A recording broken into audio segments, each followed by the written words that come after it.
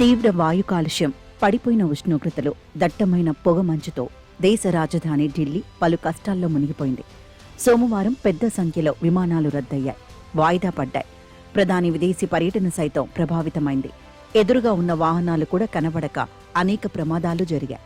గాలి నాణ్యతా సూచి అతి ప్రమాదకర స్థాయిలో 500 వరకు నమోదైంది. Graded response action plan stage 4 మార్గదర్శకాల ప్రకారం భవన నిర్మాణ పనులు, స్టోన్ క్రషింగ్, మైనింగ్ ఇత్యాదివే నిలిచిపోయాయి. కార్లు, భారీ వాహనాల రాకపోకల మీద ఆంక్షలు, స్కూళ్ల మూసివేతతో పాటుగా 50% ఉద్యోగులను ఇంటి నుంచే పని చేయమన్నారు.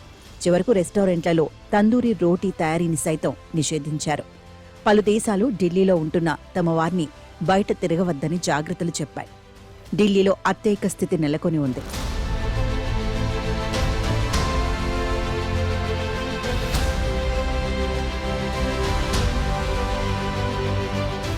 విషపు గాలితో విలవిలలాడిపోతున్న ఢిల్లీ జనాలకు శ్వాసకోశ శక్తిని ఏ విధంగా పెంచుకోవాలో రామ్దేవ్ బాబా సలహాలు చెబుతున్నారు.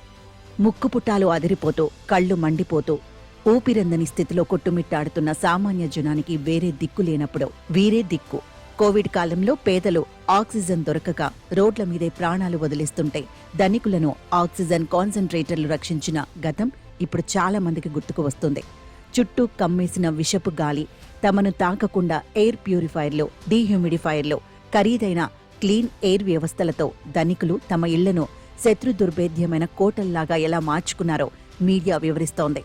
మాస్కులు కూడా నిలువరించలేని స్థాయికి కాలుష్యం చేరుకున్నప్పుడు విషపు గాలిని దిగమింగడం వినా పేదలు చేయగలిగేదేమీ లేదు. ఢిల్లీ వాసులు 30 సిగరెట్లు తాగినంత కాలుష్యాన్ని భరిస్తున్నారన్న లెక్కలు పేదలకు వర్తిస్తాయి తప్ప ధనికులకు కాదు. స్వచ్ఛమైన గాలి పీల్చటం ప్రాథమిక హక్కు కావచ్చు, కానీ మిగతా హక్కుల మాదిరిగా అది కూడా ఉన్నవాళ్లకే దక్కుతుంది.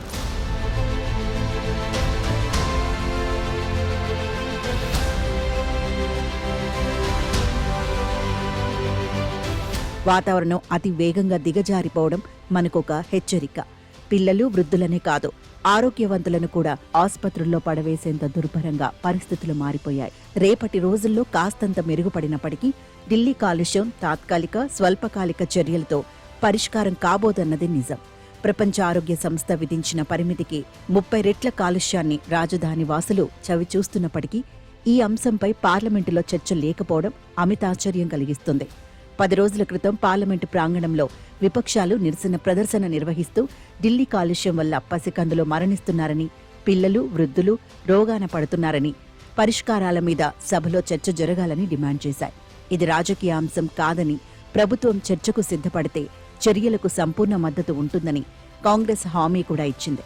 దీనికి ఓ 4 రోజుల ముందు సుప్రీంకోర్టు ఢిల్లీ కాలుష్యం మీద తీవ్రమైన వ్యాఖ్యలు చేస్తూ పొరుగు రాష్ట్రాల్లో రైతులు పంట వ్యర్థాలు తగలబెట్టడమే కాలుష్యానికి కారణమని కేంద్రం అంటున్నందుకు ఆగ్రహించింది. కరోనా కాలంలో ఢిల్లీ ఆకాశ వీధులు స్వచ్ఛంగా, నీలంగా ఉన్నాయని, పంట వ్యర్థాల దహనం ఇప్పటికంటే అప్పుడు ఎంతో ఎక్కువగా ఉన్నప్పటికీ గాలి నాణ్యతకు ఏ లోటు రాలేదని ప్రధాన న్యాయమూర్తి జస్టిస్ సూర్యకాంత్ కేంద్రానికి గుర్తు చేశారు. నెపం రైతుల మీదకు నెట్టివేయకుండా సమస్య పరిష్కారాలను అన్వేషించమంటూ హితో చెప్పారు. గత 3 ఏళ్లలో పంట వ్యర్థాల దగ్ధం 90% తగ్గిపోయిందని ఇటీవలి సభాముఖంగా అంగీకరించిన కేంద్రం అసలు కాలుష్య కారకాల మీద దృష్టి పెట్టడానికి సిద్ధపడటం లేదు. ఢిల్లీ సహా అన్ని ప్రధాన నగరాల్లో కోట్లాది మంది ఉసురు తీస్తున్న కాలుష్యం మీద రాజకీయాలకు అతీతంగా సభలో చర్చించి సమిష్టి నిర్ణయాలు చేద్దామంటూ రాహుల్ సభాముఖంగా అభ్యర్థించినప్పటికీ కేంద్ర ప్రభుత్వం ఊరుకుంది.